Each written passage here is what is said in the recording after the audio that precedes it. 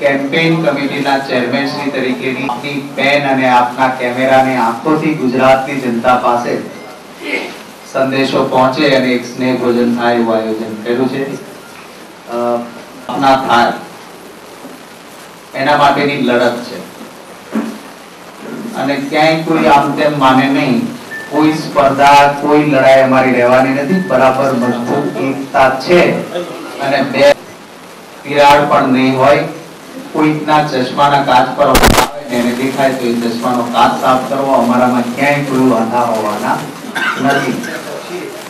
આપને સૌને પણ ઘણા બધા મિત્રોએ ભૂતકાળની સરકારો હંમેશા રહેતું સરકારો આપણે સૌએ જોઈ છે અને ઘણા બધા પત્રકાર મિત્રો ગાંધીનગર કવરેજ માટે આવતા।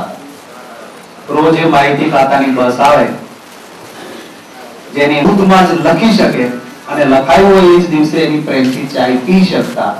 આવી પરંપરા આપણા ગુજરાતમાં હતી। મુખ્યમંત્રી શ્રી આમ જનતા માટે ખુલ્લા રહેતા।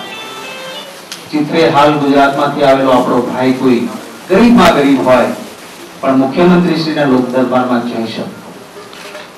આજે ધારાસભ્ય પણ એમને મળી શકે નહીં, કેમેરામેન જઈ શકે, માત્ર નેગેટિવ વાત નહીં, એક ભેગા મળીને મોરબી શંકરસિંહજી બાપુ વાત કરે એ પછી માનની પ્રદેશ કોંગ્રેસ સમિતિના માનની પ્રમુખ શ્રી વાત કરશે। આપ સૌનો આભાર।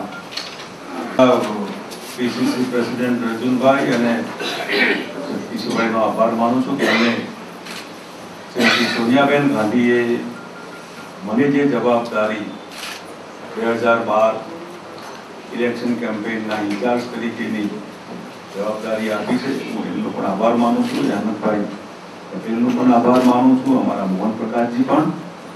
આ બંને મિત્રોને અમારે આખી ટીમ સાથે મળીને ટીમ કોંગ્રેસ કરીને 2012નું ઇલેક્શન પૂરેપૂરી તૈયારી સાથે ફૂલ હોમવર્ક અમે એક ચેલેન્જ ઉપાડીને ચાલીએ છીએ ને એમાં આપ સૌના સહકારની અપેક્ષા જરૂર રાખીશું।